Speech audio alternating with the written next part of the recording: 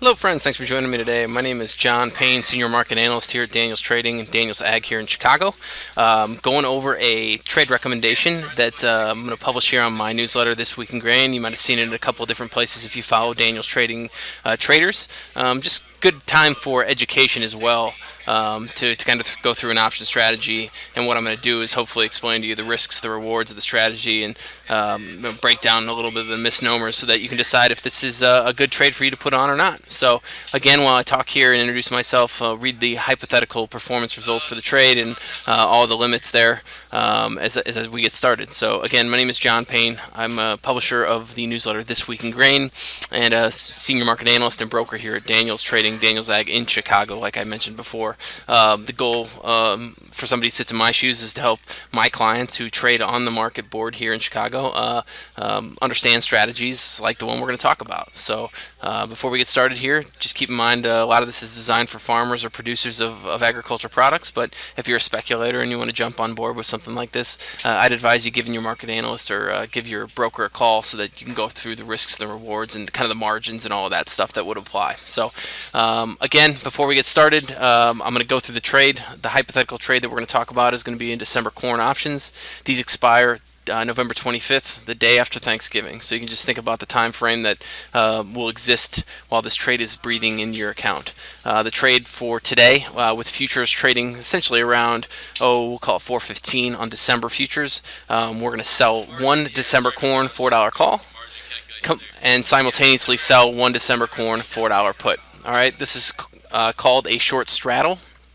Short straddle is a combination of writing uncovered calls, so unlimited risk to the upside. That's a bearish bias position, and then writing uncovered puts, which would be a bullish position, both at the same strike and expiration. So together, they're going to produce a position that predicts a narrow trading range for the underlying position of futures. So ideally, we put this kind of trade on, trade sideways for the next 60 days. We'll collect 62 cents on it, and if it expires anywhere between 4.62 on the upside and 3.38 on the downside, before commissions and fees, you would get paid a profit on that.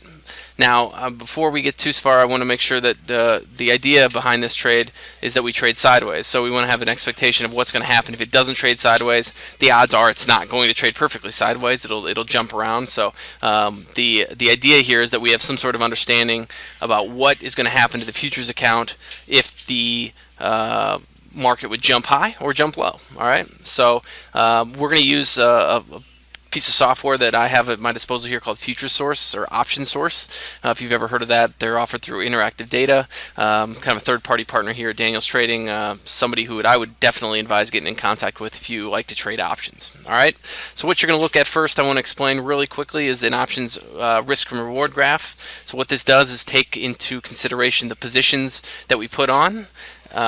Implement the time factor that is in play when it comes to options, and give us kind of an if X happens, what is the resulting P&L in the account? All right, so first things first, you got to understand that the bottom part of the axis here, the x-axis, is going to be price.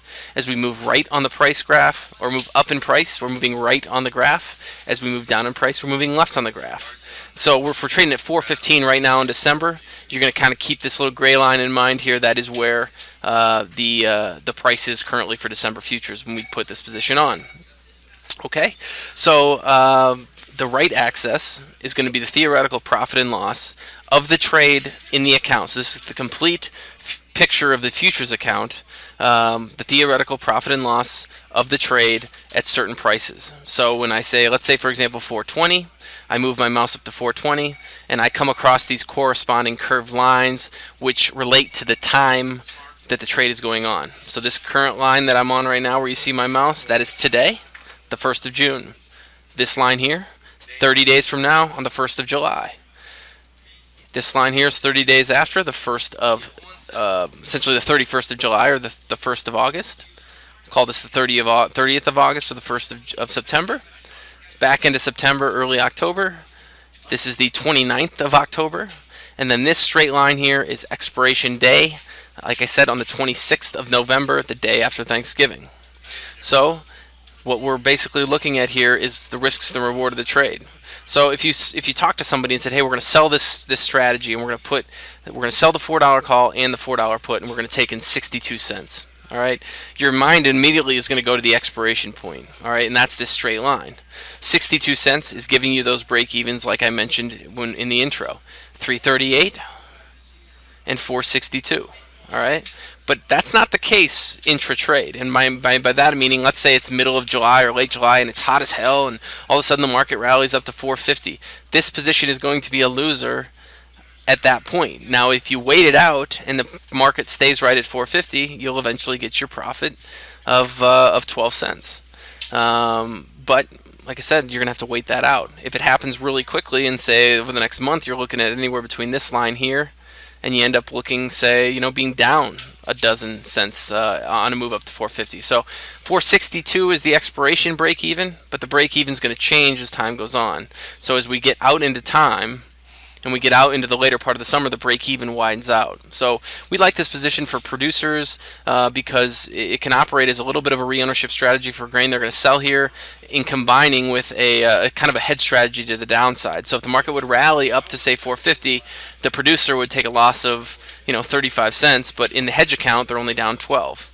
Vice versa, if the market falls down to say 390, you're not going to make a ton of money in the short term on the break. Relative to what the hedge is, but over time this is going to become a little bit better of a hedge as you get into the expiration time. So as you get back out into September, the August time period, if we're trading up in the high fours, it operates as a pretty nice downward hedge. And if we're trading in the low, the mid to high threes, it operates as a nice re-ownership play if you happen to make cash sales. So this is a position that I think is going to do pretty well for a hedger. But considering if we stay in this range, and from a speculation standpoint, we don't feel that the risks are as huge as they would be, say, if you sold a naked call to the upside without selling a put with it. So before I go, just to recap, this is an unlimited risk position to the upside and to the downside, which is why we feel it might be better for a hedger than it will be for a speculator. But we feel time is on our side here, and the idea is that we're expecting the market to simply be range bound for the next 30 to 90 days, which would give us a profit if prices essentially stay in this range. So I hope you're having a good time. If you have any questions on any of this, feel free to contact your Daniels Trading Advisor or myself through my newsletter, This Week in Grain, or jpayne@danielstrading.com. Thanks for listening, and have a great day.